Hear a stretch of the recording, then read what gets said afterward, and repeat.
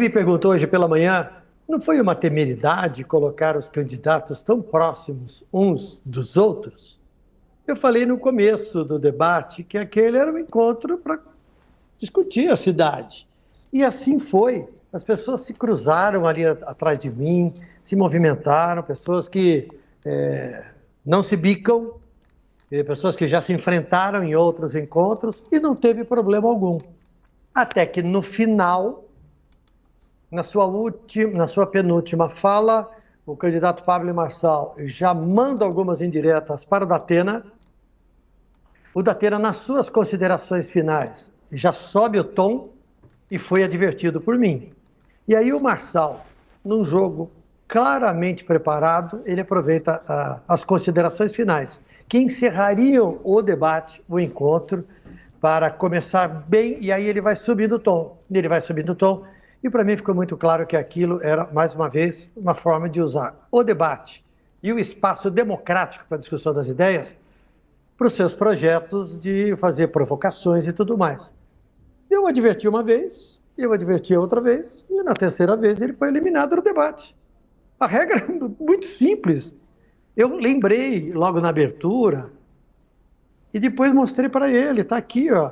O apresentador, a seu critério, poderá intervir imediatamente, chamar a atenção de qualquer participante, quando ele se afastar do assunto, para ofender outro participante. Em caso de ofensa pessoal ou familiar, o apresentador vai avisá-lo da advertência e, após duas ocorrências anteriores, o participante será eliminado na terceira advertência.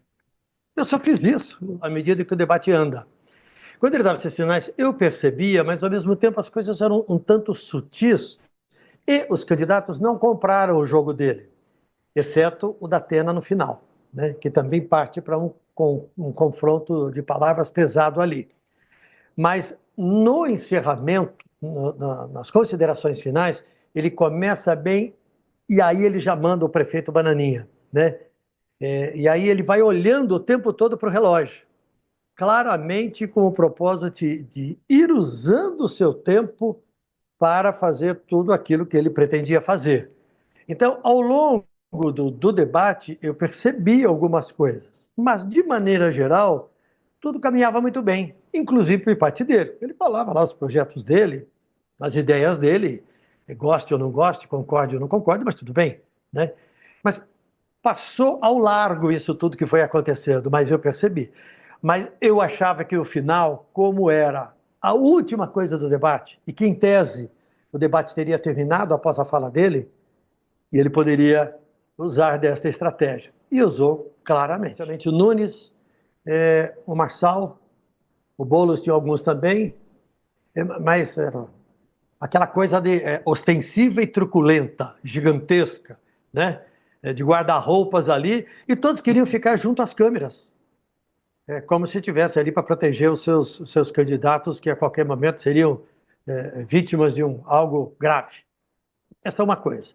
A outra coisa, ainda sobre a atitude do Pablo Marçal, quando eu o advirto pela segunda vez e dou a ele os 40 segundos finais, ele fica em silêncio e vai olhando para o relógio.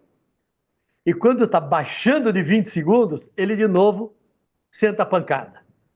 E aí eu o interrompi faltando 10 segundos, né? Porque isso caracterizou para mim, com clareza absoluta, qual era o propósito do candidato. Quando ele é eliminado do debate, há um clima de comemoração com os outros candidatos. Um certo zum, zum, zum, alguma coisa assim. E já ali havia um certo... as pessoas, um falava uma coisa, o outro falava outra, cada um defendendo o seu candidato, né? E aí houve aquilo, eu não vi, porque nós estávamos voltados de frente para as câmeras, e os assessores estavam aqui ao lado, como se nós estivéssemos numa linha para cá. Eles acompanhavam num telão, mas nem todos tinham a visão dos candidatos. Na hora em que o Pablo Marçal vai saindo, que ele olha para a turma, tem uma certa comemoração, os seguranças partem enlouquecidos para cá ou para lá e dá-se o soco. Ocorre a agressão. Eu, particularmente, não vi, só vi as imagens. Aliás, o agressor, né, como todos os covardes, corre. Ele corre atrás de mim. E eu fico ali no meu púlpito com a mão, e eu tinha dito para vocês que eu não ia isolar briguento, não. Cada um assuma a responsabilidade pelos seus atos. E eu fiquei ali na minha posição, ele passou correndo pelas imagens, vocês podem ver que ele passa correndo atrás de mim. E escapa, e tenta escapar pelo outro lado.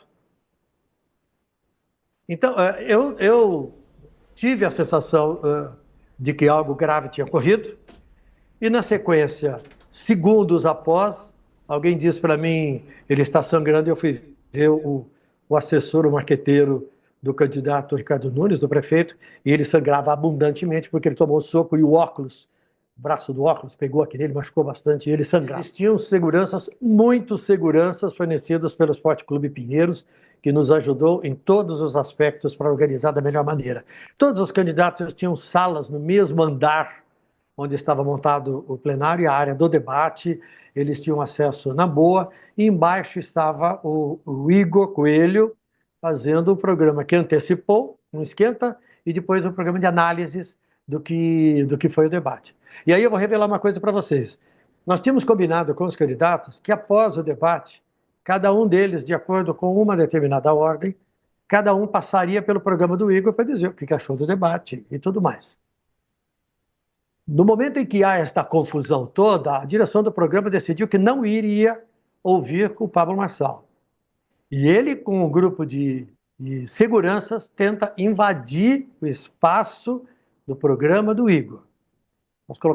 Foram colocados alguns seguranças ali naquela porta, a porta trancada, e eles davam, eu imagino, que fossem socos ou chutes na porta e gritos para tentar entrar no programa de qualquer maneira. E ele tinha lá uma área externa com todos os jornalistas, ele pôde conversar com os jornalistas da forma como ele preferiu, ou da maneira como ele quis, não teve problema nenhum. Mas no programa, diante da condição de ter sido expulso, o programa não o convidou para falar. E ele, ou o grupo dele, a gente não conseguia ouvir, mas eles gritavam que ele queria entrar, e havia o barulho correspondente a socos e pontapés na porta. Todo mundo teve uma atitude civilizada em relação ao debate, ao eleitor e aos outros. Ele se mostrava absolutamente enfadado, cansado. Ele botava os braços assim em cima dos joelhos, ficava olhando para o chão, como se aquilo ali tivesse provocando um cansaço nele. Aquilo não o agradava, né? Aí ele ia lá, falava as ideias dele, e voltava, esquentava, e se esticava as pernas, botava as mãos para trás. Ele não parecia muito interessado naquilo que estava acontecendo, sabe? Não parecia muito interessado. Talvez seja uma impressão equivocada nossa, o fato é que no final ele sabia exatamente o que ele queria. Até algum tempo, a imprensa, quando promovia os debates, reclamava que a legislação eleitoral obrigava a ter todos aqueles representantes que tivessem representação no Congresso Nacional presentes. E aí reclamava que o número de candidatos era muito grande. Desta vez, o número de candidatos é menor e a imprensa, em função deste fato que você estava relatando, que ele tem uma considerável admiração por parte de um grupo grande de eleitores, a imprensa o coloca lá. Olha, o problema que eu acho dele não é o fato dele ser agressivo, é o fato de que aparentemente não há mais medida no comportamento dele. E quando não há mais medida no comportamento dele e das outras pessoas que o acompanham, eu acho que isso tudo se torna muito perigoso. Essa é a gradação. Eu não acho que se deva impedir qualquer pessoa de ir, desde que ela não precisa concordar com tudo, não precisa concordar com todo mundo, mas há um nível, há um limite daquilo que é aceitável. E este candidato tem mostrado que para ele não há limite em nada, nas regras, em nada. Então eu fico imaginando o que as emissoras e os veículos de comunicação que pretendem fazer debates ainda antes do primeiro turno, o que estarão pensando a partir de agora. Agora eu digo o seguinte, passaram pano para ele em todos os debates anteriores, hein? Ele fez o que quis. E ninguém usou as regras. Ficava no trololó ali, de perder o tempo, do não sei o quê, do não sei o quê. Mas ele fez o que quis.